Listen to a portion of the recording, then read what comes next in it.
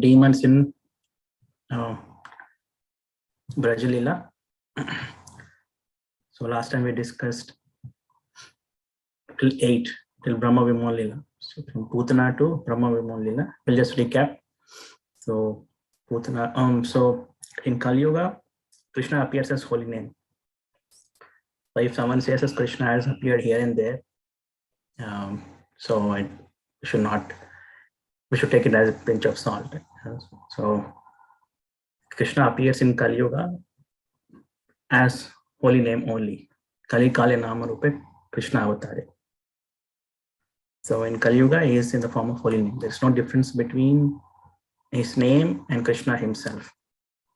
Krishna's name, form, qualities, pastimes are all same qualities, all spiritual and all same, are not different from each other. So Krishna as holy name in Kali Yuga is same as Krishna himself appearing in Dwarka, the same thing. That's why we take shelter of holy name. So when we chant very sincerely, we are infested with so many anarthas.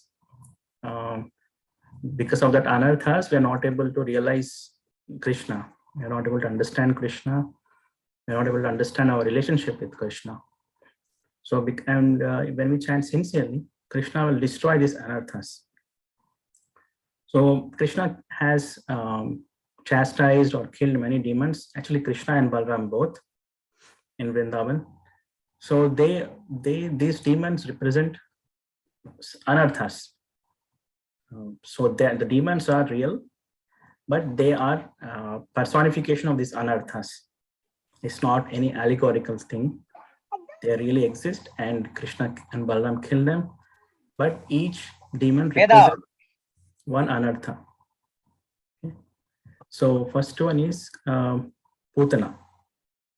Putana represents false guru. Okay. Then Shakatasura represents old and new bad habits. Trinavata represents false pride arising from material scholarship, which gives rise to bogus philosophy. Fourth one is deliverance of Nalakuvar and Manigriva.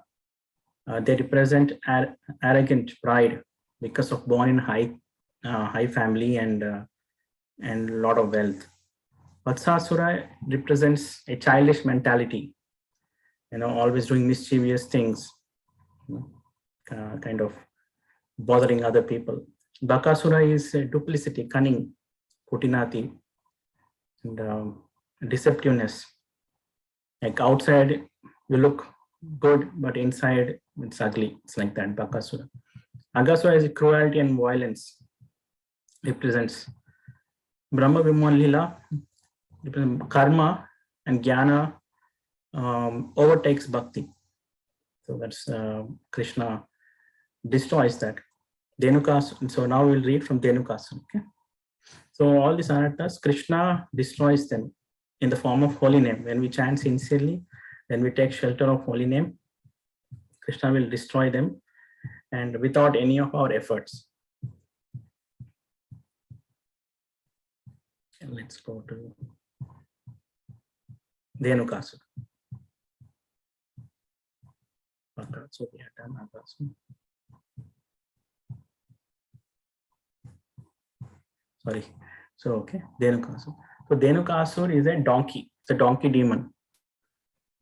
He is the gardener and the keeper of the thala fruits.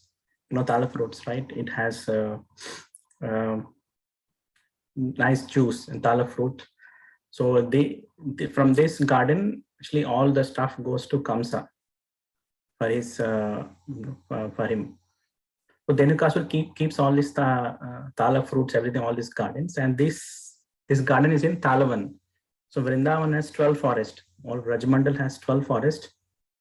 So one of the forests is Talvan, and Talvan is famous for tal fruits. The tal trees are there.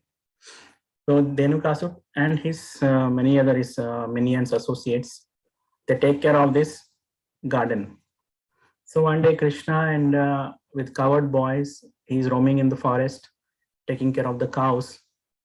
So the coward boys, they get a desire that they want to enjoy, they want to eat tal fruits. So they they they approach Balram. You are so strong, uh, and Krishna, you're so strong. Why don't you go and get some tal fruits for us? Because we cannot go because we are scared of Dhenukasura. He's there, and also his associates are also there. So we are scared of them. So then they all decide, okay, let's go. Krishna and Balram, they go inside, and Balram starts shaking tal tree, and all the tal fruits start falling. And then Dhenukasura sees that, and he just comes and attacks Balram. Then Balram just holds the hind legs of the Dhenukasura and just turns him around and just throws away very forcefully. And he just falls on one of the tal tree, and he dies instantly. So this demon is actually killed by Balram, not by Krishna. Then many of the Dhenukasura followers, they also come there running. So Krishna and Balram both fight and kill all of them. And finally, all the coward boys come running, and they see all tal fruits on the ground, and they collect all the tal fruits, and they enjoy. So here, Dhenukasura represents ignorance of knowledge of the soul. So that is like ignorance, basically avidya. So whatever ignorance we are in, all the materialist people, they're in avidya. They don't know about Atma Tattva Gyan. They don't know about Bhagavad Tattva Gyan. So anyone who doesn't know these two things, they are ignorant.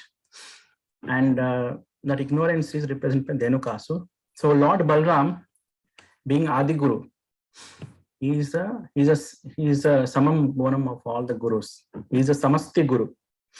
So gurus, so there is only one guru actually. He is Lord Balram. He is called samasti guru. From him, many Vyasti gurus are empowered.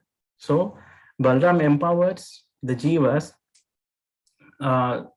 and they become Vyasti guru. Vyasti guru means they represent Samasti Guru. They act on behalf of Samasti Guru. So they are his servants. So all the guru who take the capacity of guru, they represent Lord Balram, and they are Vyasti Guru. So he is the Adi Guru. So the ignorance is destroyed by Guru. And one more thing is, all other anarthas are automatically gone when we take shelter of Krishna's holy name. Like you don't even notice that when they have left you. But ignorance, and like which is Dhenukasura represents ignorance, doesn't go away automatically so easily. That's why this demon is killed by Balram. That means there should be an effort from our side as well. So what is that effort? Means we have to approach spiritual master. We have to approach a guru, bona fide guru, Vaishnava guru, and inquire from him submissively and clarify all your doubts and gain knowledge of Atma and Bhagwan. So there is an effort from our side. So demons killed by Balram, we have to put effort to remove that anartha. So only 2 demons are killed by Balram out of 21. Remaining 19 are killed by or chastised by, not exactly killed. Few are being chastised.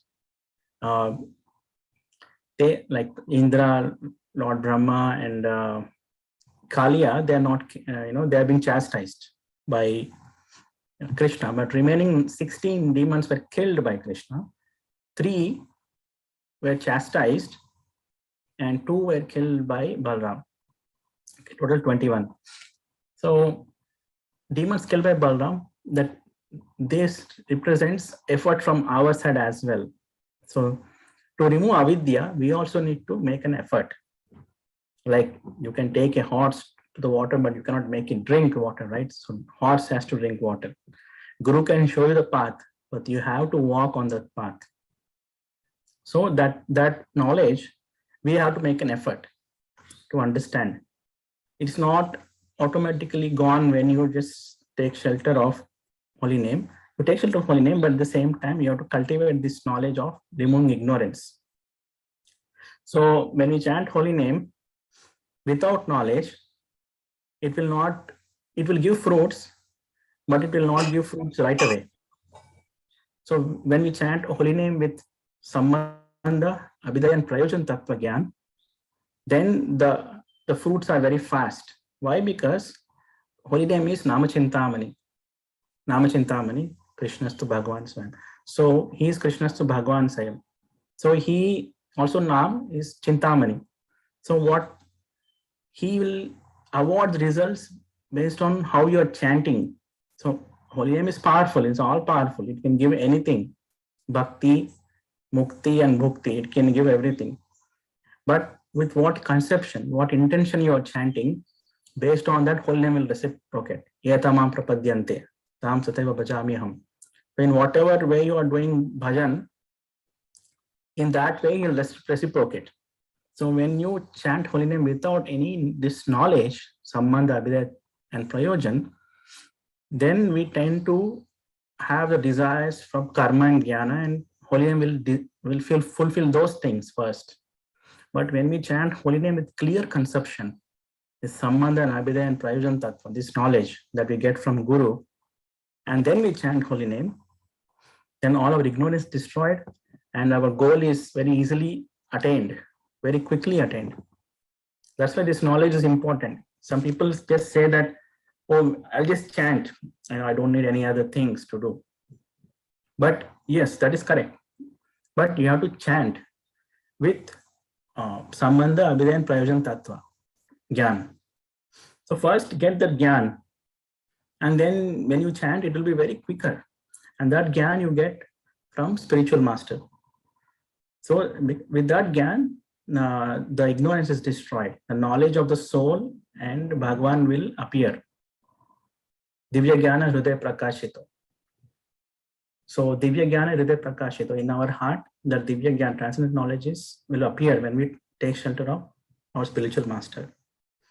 So this effort is required from us. So in this way, Balram, Lord Balram kills Dhenukasur.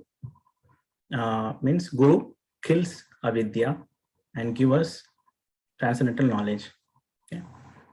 So in this way, Dhenukasur is taken care. Then we have the next Kaliya. So no one kills Kaliya, but Krishna chastises Kaliya. He doesn't kill Kaliya. Okay, so Kaliya is a snake, and he was living in Yamuna river with his wives. Okay? And Kaliya represents brutal cruelty, maliciousness, pride, envy, and a snake-like crookedness.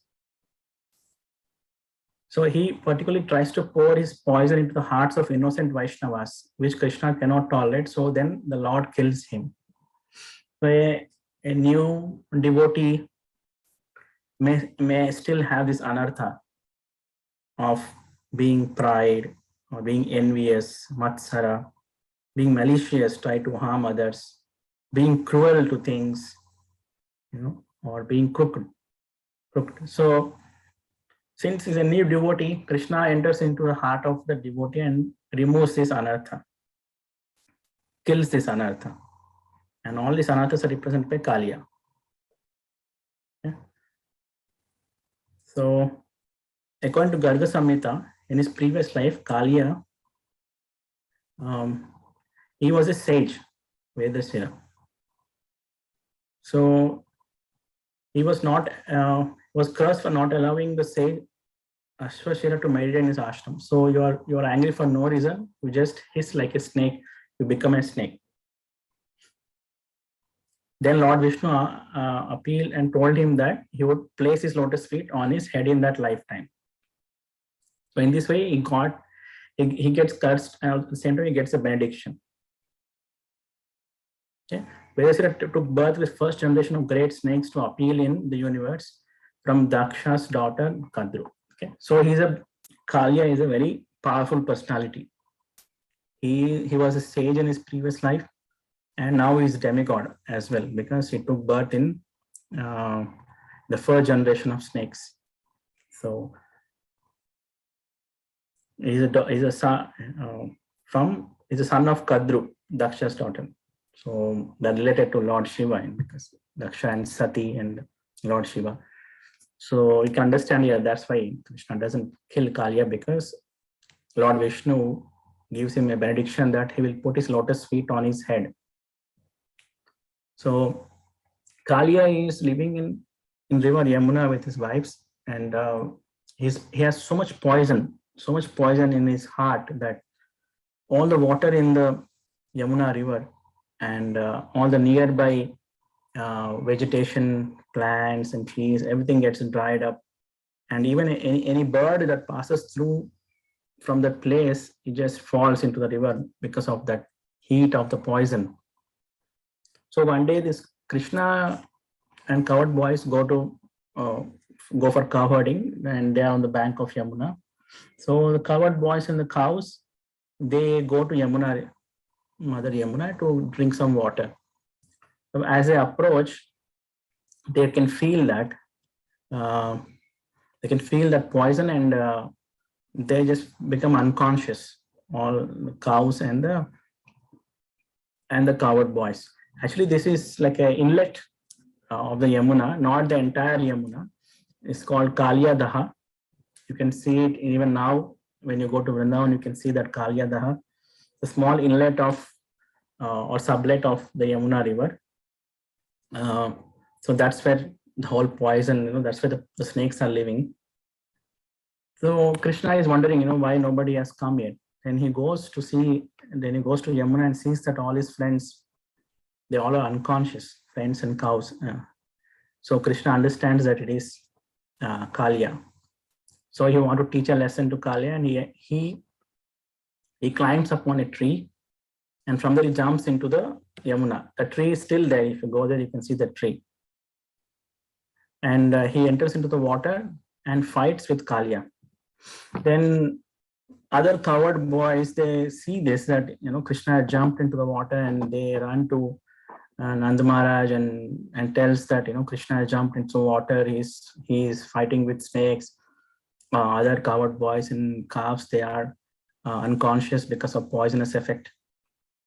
So Nanda Baba and all his associates, they all come there to rescue. They want to rescue Krishna, and following them, Ma Yashoda and all the gopis, elderly gopis, also come there. And Krishna is fighting with Kalia, and they see Krishna, in the coils of Kalia from very far, and Yashoda Maya wants to enter into the water to save Krishna, because for them Krishna is a little boy. So, but she also falls unconscious. And for 2 hours, he's in the coils of Kalia for 2 hours. And some may say, why is taking that long, 2 hours in the coils? So our acharyas say that he was waiting for Srimati Radharani to come there. So because Nanda Baba came, that's fine. Yashoda Maya also came, that's also fine. All other elderly gopis, all the villages also came. But he was actually waiting for Srimati Radharani and her friends, Lalita, Vishaka, Indulekha, Champaklata, Chitra, Tunga Vidya, and all other gopis, younger gopis. Because Krishna is chivalrous. He want to show Veera Rasa. He want to show that he's a hero, especially in front of young girls. So as soon as Radharani came there, along with her gopis, Krishna, he just starts showing his heroism. He just very easily just comes out of coils of the Kalia, and he fights with Kalia very ferociously, and then he makes him so weak. He makes Kalia so weak that then eventually he jumps on the head of the Kalia. Kalia has many heads. So he jumps on the head of the Kalia and starts dancing. With one hand, he holds the flute and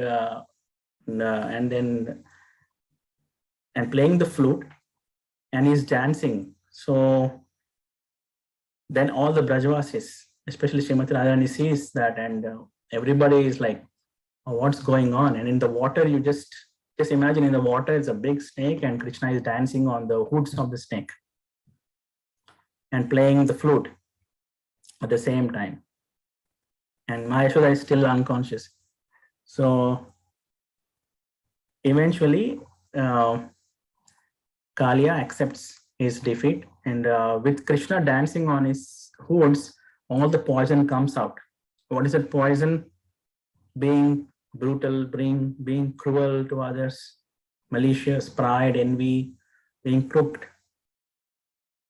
So it destroys. So in the same way, when a devotee chants holy name very sincerely, and if devotee has this anarthas, Krishna will dance in his heart and remove all this anarthas. He'll remove all this bad stuff, so that the devotee feels relaxed. He feels bliss in his devotional service. So that comes through by taking shelter of holy name, by chanting sincerely with the heart. So in this way, he impresses the gopis, especially Srimati Radharani, and eventually Kalia says that, forgive me that I'm so like this, and you have chastised me. And all that's very beautiful prayers by the Nakapatnis, the wives of Kalia. Actually, they think that he's going to kill him, but Krishna will not kill him. But they come and say, "Don't kill my husband," So then they offer very beautiful prayers. You can read in Bhagavatam, very, very beautiful prayers by Nagapatnis. Then they leave.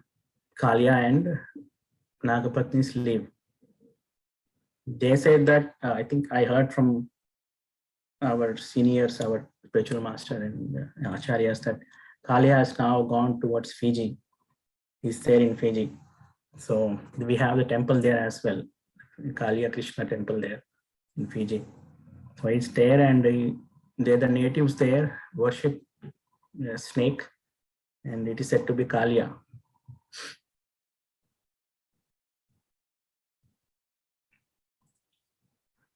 So we'll go to the next demon.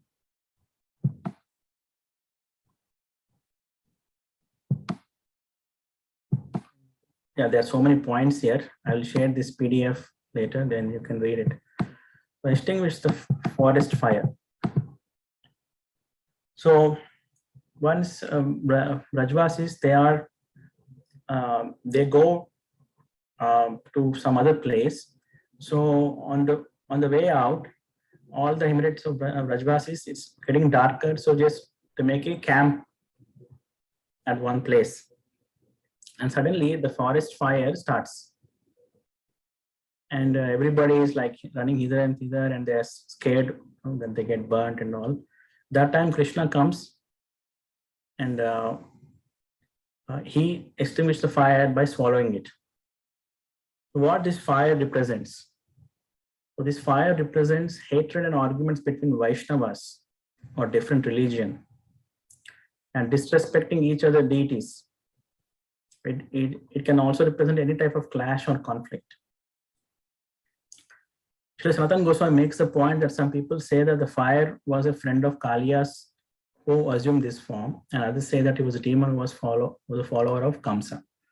So this is very important actually. Pretty much everyone in this world is in this forest fire. They basically hate each other because they are different from each other. So one religion hates another, religious people hate people from other religion because they are different. Different culture, different customs. So And not only that, even Vaishnavas, within Vaishnavas also, his lifestyle is different, my lifestyle is different, his way of doing things are different, my way of doing things different. Because of that, they argue or they hate each other, Vaishnavas. So that is bad. It is forest fire.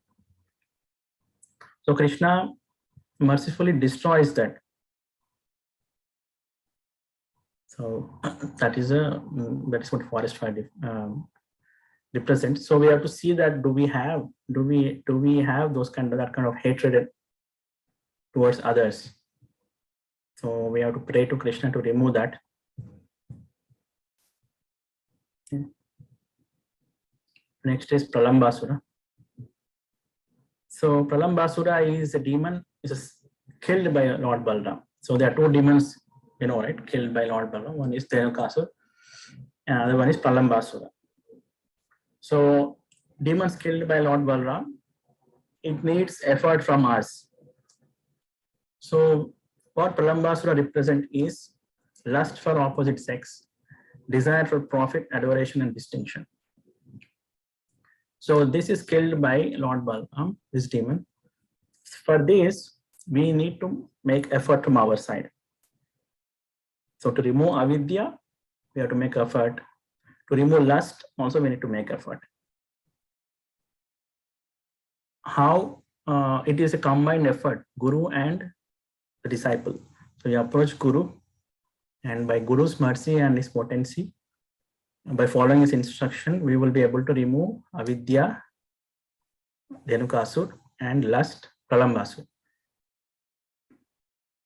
So this is very important, because if you see avidya and lust or kama, these are required things to be in material world.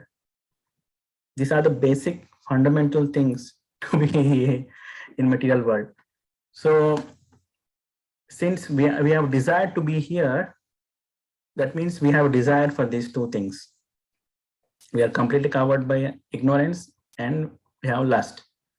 So to remove this, also we need to have a desire to remove them. First we have to cultivate desire to remove these two things, avidya and lust. Okay. So for this, we need to make effort by approaching Guru, and by under Guru's instruction, we follow Guru's instruction, and then eventually Lord Balram in the form of Guru will destroy Pralambasura. So Pralambasura is a brother of Putana actually. So he enters into, he wants to kill Krishna and Balram. Krishna and Balram, along with coward boys, are playing on the banks of Yamuna. So he takes the form of a coward boy, as a Gopa from some distant village, and he comes there and he introduces himself, Pralamba. Says, I was living very far away. Now I came back to Vrindavan, so I want to join your group. I want to play with you. So okay, then they accept him. Krishna Balram accept Pralamba, and then they start playing a game. It is called tug of war. So Pralamba joins Krishna's team, and Krishna and Pralamba, and other side is Balram and other Gopas. So they play tug of war, and Balram's group wins. Krishna's group loses. So whoever loses, they have to carry the winner on their shoulder. So this is an opportunity for Pralamba. He says that, okay, let me carry Balram and take him very far away and kill him there when he's alone. So he takes Balram on his shoulder, and they keep running. And slowly he diverts the path and goes into the forest. Pralamba takes Balram alone, and they both are just there, just Pralamba and Balram. And Balram asks, what are you doing? Where are you going? Our group, you left our group. Then Pralamba becomes bigger and bigger in the size. and Lord Balaram understands that. And in one punch, Lord Balaram kills Pralambasur. Like he just hits on the head, and he just falls to the ground and dies. So Lord Balaram can destroy this, the lust for opposite sex, desire for profit, adoration, and distinction. So the lust for opposite sex at some point may go away, but desire for profit, adoration, and distinction will not go away. It's very difficult. That's a very difficult thing that you don't want profit, adoration, and distinction. Chaitanya Mahaprabhu says in 4th verse, Na dhanam, na janam, na sundarim, kavitam va jagati shakamaya. Mama janmani janmaneshwari bhavatat bhaktir aitu tvai. So he says that that's the 4th verse of Shishastakam, and Chaitanya Mahaprabhu says that when we chant very nicely, in the 3rd verse, Radhapi Sunichena, then the effect will be that Nadanam, Najanam, Sundarim. So when we chant sincerely under Guru's instruction, all these things will go away. This is what Chaitanya Mahaprabhu has given the process.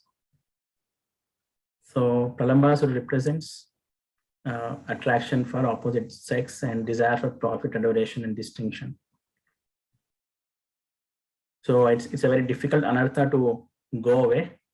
It's a lot of effort is required for this, for Dhenukasur, avidya, and Pralambasur, this lust.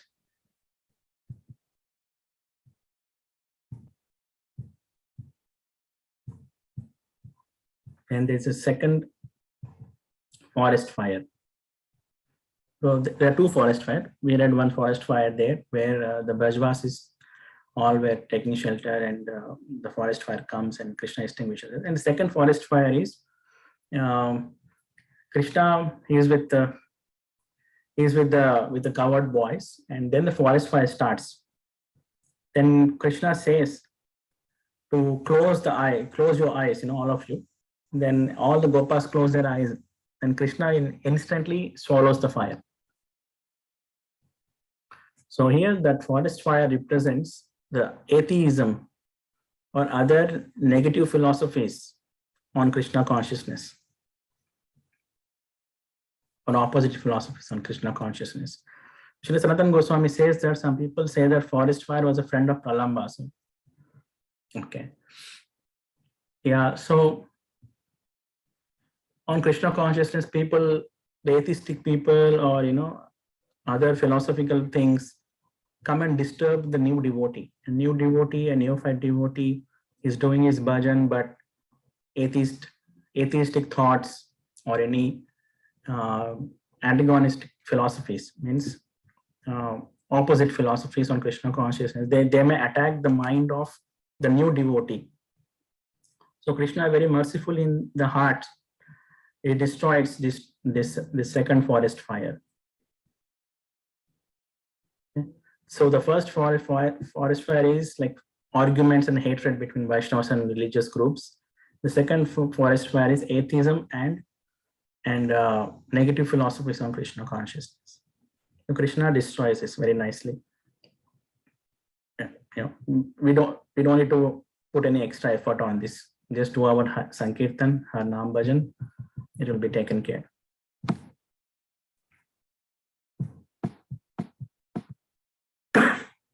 And the other one is correcting the Brahmanas performing sacrifice.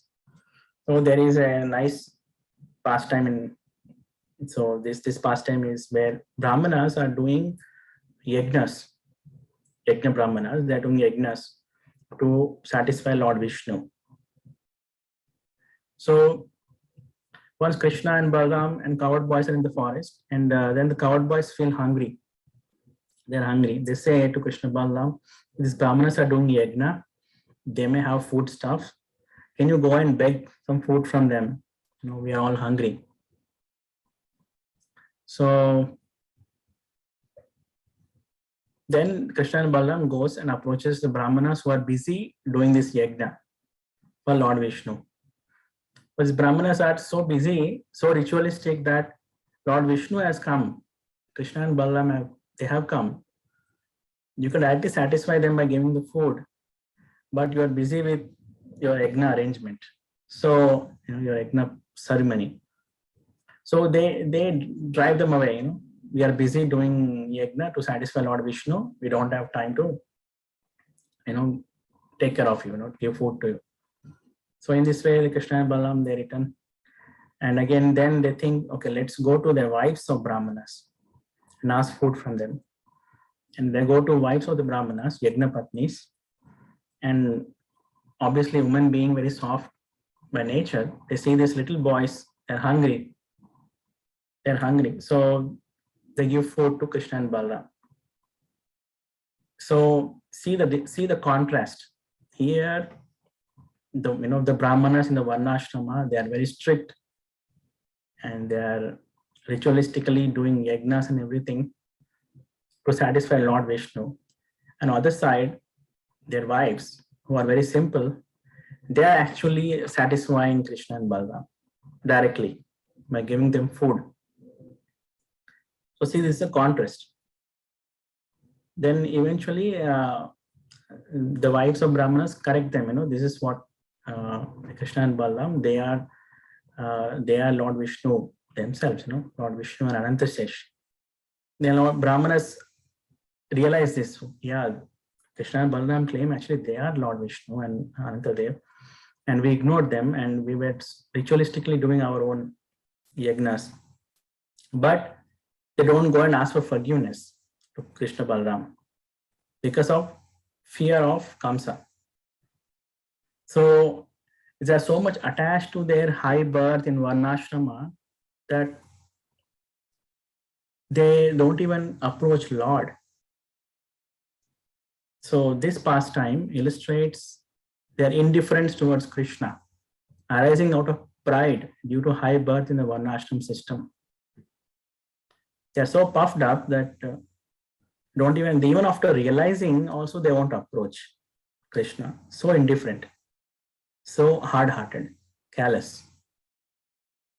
So Krishna, if we have this kind of attitude, a new devotee has this kind of attitude, even a slight attitude like this, Krishna will destroy that, the new devotee. So in this way, Krishna corrects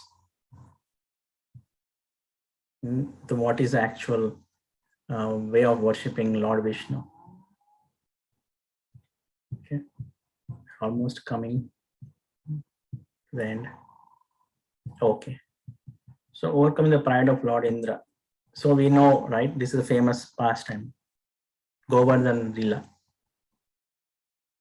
So Krishna lifting Govardhan hill. So this pastime illustrates the mistake of thinking that it is good to perform demigod worship. Also the fault thinking that I am supreme, I am worshipable. So Lord Indra is a demigod. So it's Indra is a position. So he's a demigod. And Lord Indra is ruling the earth and the heavenly planets. Lord Indra gives rains and everything, due to which people grow the food. That's why, and food is very important for sustenance for the people on the earth. That's why Lord Indra thinks that he is supreme and is worshipable. All the people on the earth, they do sacrifices for Krishna, rain god, Indra, Varuna. So Lord Indra, out of his position, he forgets that he's a servant of Lord Krishna, and he thinks that because of me, all these people are living. I'm giving them rain and they're growing food and they're doing sacrifice, and I'm eating their sacrifice. So here demigods in Gita, Krishna says that if demigods and the jiva and the human beings, if they work together nicely, there won't be any food problem or any kind of calamities on earth. There won't be any kind of like earthquakes or bad calamities. There won't be any shortage of food if demigods and human beings work together. So human beings do sacrifices. The sacrifice is food for demigods, and demigod bless them with rain and other things for their sustenance. So in this way, if people respect the nature, nature will give them in return. That's the thing. If we respect the nature, if we respect the earth, if we respect the elements, and elements will bless us favorably. But this is kind of a business thing. It's like they depend on us and then we depend on them. But Lord Indra forgets that, and he thinks that because of me they are getting the food. So in this way, then Krishna knows this. He wants to correct Lord Indra. So one day, like God in Vrindavan, all the cowherd boys and everyone, they want to do the puja for Lord Indra because he gives the rain. And with the rain, there will be enough abundant food, and the cows will eat all that grass and everything. And they give milk, so many things. So Krishna is being very small, by 7 years old. He, Nanda Baba and all the everybody in their assembly, they're discussing how to do this yajna. So Krishna approaches them. He says, why you want to worship Indra? Then they all they're shocked. What are you saying? Why? He's just doing his duty. You don't need to give anything. He is a servant of Lord Vishnu. Lord Vishnu has assigned him in this post to take care of all these things. So he's just doing his duty. Then, but we need to do the sacrifice. We do this every year. We do this sacrifice, and Lord Indra becomes happy. He accepts our sacrifice and he gives us. Yeah. But then he says, Krishna says that is fine, but he has to do his job anyways. When if you do sacrifice or yajna for him, because he is assigned by Lord Vishnu to do that. Then he finally says, and we should actually worship Govardhan, because Govardhan gives us water and grass for the cows to eat, and so many things, so many valuable stones and gems and everything. We should go worship Govardhan. And he convinces like this. It's a Mimamsa philosophy. It's called Mimamsa philosophy. Krishna comes up with this philosophy and says that we should worship Govardhan. Then somehow, Yogamaya, because due to Yogamaya, they get convinced. And the Baba and all the Brajvasis there in the assembly. And they arrange for the Govardhan Puja. Govardhan Puja is usually done next day of Diwali. Okay? So they go with all the foodstuffs, they cook everything there at the Govardhan, and they offer. It's called like Annakut. So all the Brajvasis, they take, and on the bullock carts, they take all the foodstuffs, they cook there and offer Bhoga to Govardhan. And Govardhan is Krishna himself. And Krishna becomes Govardhan becomes Krishna and accepts all the offerings. He eats everything. And like all the Brajvasis are, like, oh, Govardhan has taken everything and we don't have. And he says he wants more. He says Aniyor. There's a place called Aniyor in Govardhan. Aniyor means give me more, or though in Brajvasha. So Aniyor. So everybody's like, we don't have any more foodstuffs to give the Govardhan. Then finally, Lord Balaram puts a tulsi leaf, and then Krishna takes a tulsi leaf and he says becomes satisfied. There's so much food, he eats everything and is not satisfied, and just one tulsi leaf Govardhan eats and is satisfied. So tulsi is very important. Krishna gets satisfied just by tulsi leaf. Krishna says in Gita, Patram Pushpam Phalam Toyam. If someone has just little water and tulsi, he can offer to Krishna. Krishna will sell himself to that person. Because Krishna, if someone offers nice opulent chappan bhog, Krishna will eat it, or he may not eat it, he may reject it, he may accept it, and in return he may give you something. But if you just give one tulsi leaf, Krishna doesn't know what to give you in return, because he's so indebted. He becomes so indebted that he offers himself to that person who has offered him tulsi. Because Vrindadevi is a pure devotee of Krishna, and Krishna has very soft corner in his heart for Vrindadevi, because he is indebted, because Vrindadevi makes nice arrangements. Every day she makes arrangement for Krishna and Radharani to meet. Radha and Krishna meeting is arranged by Vrindadevi, and Radha and Krishna become so indebted to Tulsi Maharani, to Vrindadevi, that they become obliged, they become indebted. And anybody who offers Tulsi to Krishna, like Krishna don't know what to give to that. He becomes so happy and so satisfied that he gives himself.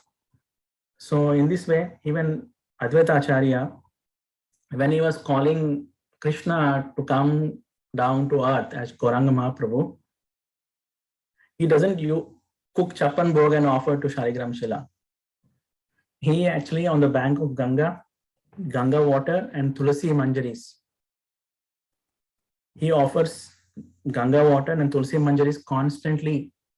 He offers many, like a lot of Tulsi Manjaris, and he offers prayers from his heart and calls out, very desperately calls out, Krishna, please come. Then Krishna comes down as Gauranga Mahaprabhu, as a devotee comes, the Channa Avatar, the hidden Avatar. So it's very important, because Tulsi, even the tilak that we wear, we have Tulsi leaf. The two lines represent, one line is Radha and Krishna, one line is Radha and one line is Krishna, and they both are united by Tulsi. Some say they are feet of Krishna as well, and the Tulsi Maharanis are the feet of Krishna. But the most nice way of understanding is, for us, is one line is Radha and one line is Krishna, and both are united by Vrindadevi. That is another way of understanding the tilak. That's why we have the tilak, two lines, and the two lines are connected by the Tulsi leaf. Then, so coming back to the story, Indra becomes angry that, they're not doing any sacrifices for him. Then he starts flooding, rains and thunderstorms, cyclone, see how we have this big hurricanes here, like Hurricane Andrew and Katrina, like that. It was so huge. So that kind of hurricane was on Vrindavan. So everything was underwater, and there was a lot of destruction of all the villages. Eventually Krishna thinks, okay, let me give shelter to all these Brajvasis, they are my people. So he lifts the Govardhan hill, and everybody takes shelter under the Govardhan hill. And this pastime is very prominent, because Krishna is 7 years old, and everybody in Vrindavan wants to be with Krishna day and night. He is so beautiful, he is so attractive. Everybody wants to be with Krishna day and night. And Radharani and all her Sakhis, they hear about Krishna, but they never meet him directly. And they want to spend time with Krishna. And all other cows, gopas and gopis and elderly gopas, they also all want to spend time with Krishna. So this pastime was specially to fulfill that purpose, that everybody can be with Krishna for 7 days and 7 nights together, whoever it may be, just gopas or gopis or cows. So everybody lives together under the hill. And Srimati Radharani is also there, and all the gopis are there. And so this pastime is very important, because all the Brajvasis, their desire gets fulfilled of being very close to Krishna 24 by 7, literally 24 by 7. So then this pastime is eternally going on. So all these Brajvasis in between. All the rasas are there together.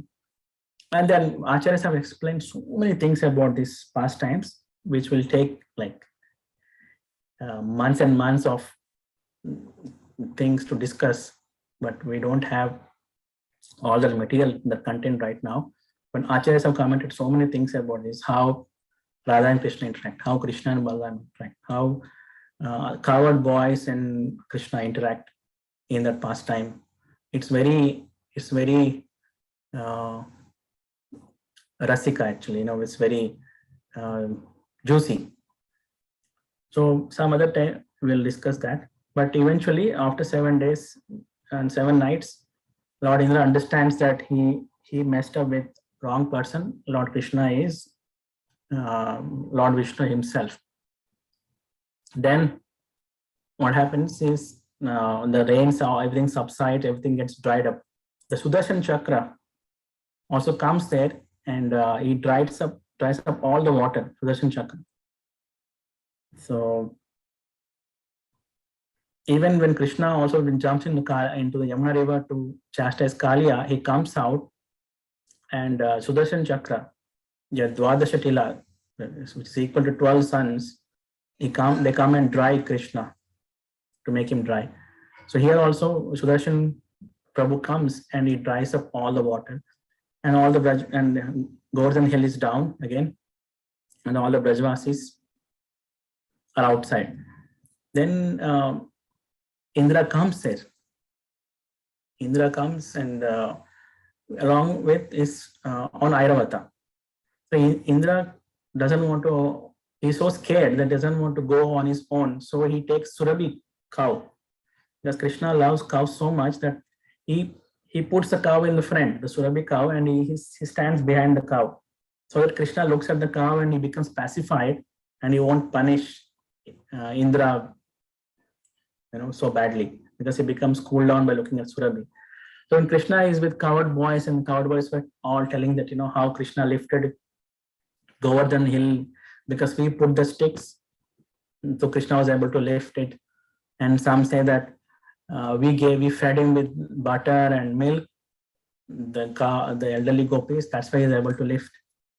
And Radharani say, all the gopis say that Radharani was looking at Krishna, and by her glance, Krishna was able to lift. Even one of the acharyas even went to say that actually Govardhan hill was lifted by Srimati Radharani, because Krishna with his left hand and the pinky finger, he lifts the hill. And Radharani is called Vamangi, so the left side of Krishna. So the left hand, the pinky finger, is used to lift the Govardhan, and actually Srimati Radharani's energy is that Srimati Radharani lifted the Govardhan. So it is, so some acharyas have mentioned that as well. And then some gopas, elderly gopas, said that Lord Vishnu's power is there in my little boy, that's why he was able to lift. But no one accepts that he lifted on his own and he's God. No one accepts that, because out of love they only see that Krishna is his friend, or his beloved, or his son. So in this way, all are discussing, and Krishna observes that Lord Indra is waiting for him with Surabhi and Airavata elephant. So Krishna hesitantly goes. He doesn't want to go, but he goes and sits on the stone, and slowly Indra pushes Surabhi cow in the front, and he follows Surabhi cow hiding slowly. And Krishna sees the Surabhi cow, and he becomes so happy. And Indra starts offering the prayers that he did a mistake, out of pride, forgive. Then Airavata does the Abhishek of Krishna. There's Airavata Kunda is also there at Govardhan if you go there. So from that Kunda, Airavata takes the water and does the Abhishek. Then after that, Indra does the Arati of Krishna. He offers prayers. And all these things, Gopas are seeing from very far. Who is that person doing Arati of Krishna, of our Krishna? He looks like a demigod, and he has big this what is called mhm, all the ornaments and everything, with gold and everything, jewels, and he's so tall and shining, and he's doing arti of our Krishna with all the paraphernalia. And he offers, and Krishna is not interested. He's like, when this guy will be done and he'll leave me, I can go back to my coward boys, my people, my devotees. And finally, he offers space, and okay, he doesn't even look at Indra. He says, okay, you may go. And he leaves. And Krishna is sitting there, and all the coward boys come there and says, and they tease Krishna, what is this person doing with you? He's doing arti to you. What? And they also do a play. They also take the sticks and leaves, and they also start doing arti to Krishna, and Krishna starts laughing. And Krishna is enjoying that arti more than Indra's arti. The coward boys are making fun of how Indra was doing arti. And Krishna was laughing and laughing, and he was in so much love with the coward boys that he was really pleased by the arti of the Gopas, who are doing out of fun, out of love, than the most rich and grand arti of Lord Indra. See, it's all the heart. It's in the heart. It's not much of externals. It's about what's in the heart that Krishna sees. So coward boys play with the arti tray, and all the things that are left behind, they offer to Krishna, and they do abhishek, and they offer arti, and out of fun. And Krishna is enjoying that. He's laughing and is enjoying that. So in this way, this pastime happens, Govardhan Lila. There are so many aspects of these pastimes that you all should definitely read from our acharyas. And it was so sweet pastime, Govardhan Lila. So we will go to, what's the time now? 9:10. So we'll stop here. I think we're almost done actually. So next is Nandabhava. So just 5 more pages, not much. So we'll finish up next week. So anybody have any questions or any comments or any reflections? I'll stop sharing. Hare Krishna Prabhuji, it was full of nectar. Full of nectar. Oh, thank you, Mataji. Yeah, Krishna's pastimes are full of nectar. Yeah.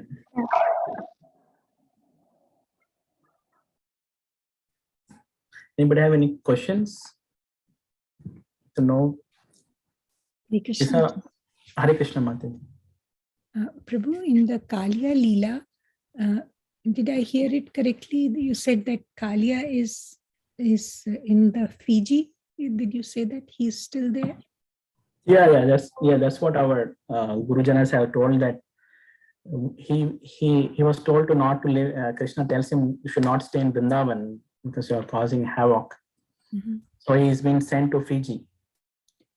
Prabhu, I was just thinking that he got Krishna's lotus feet on his head, and he's still here, stuck in this world. He did not get bhakti. He did not get delivered. Yeah, once he finishes his life, he gets delivered. So he's a celestial snake. So, so whether he's still living there, or but he went to Fiji. He's still living there or not, we don't know. But he moved to Fiji and lived there. Mm-hmm. But he's being worshipped there even now in Fiji. Oh, okay. Yeah. So it is said that there's a cave there and no one should go there because there's a big snake there, and this is a Kalia. So the devotees from Fiji can tell more. I know there are devotees from Fiji here, whether they're listening or not. But this one I heard from my Gurudev, that there's a temple as well in Fiji, Kalia Krishna temple. Yeah. So either he got delivered, or if he is not, then after finishing his life, he will get delivered, right? Is that right? How yeah, that's right. Understand? Yeah. I don't know whether he's still alive or he's already gone back home, back to Godhead. Mhm.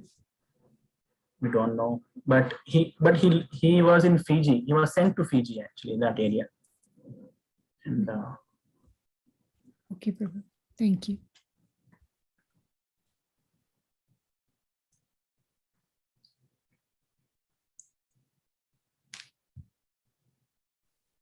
Hare Krishna, Prabhu. Hare Krishna, Praveen Prabhu. Prabhu, can you quickly review once again Pralambasura and that how to overcome that lust and desire? Can you quickly review that, Prabhu, one more time? Yeah, Pralambasura represents the lust for opposite sex and for profit, adoration, and distinction. Basically, they want to be honored. Someone wants to be honored, or someone wants to be respected. They want name, fame, the desire.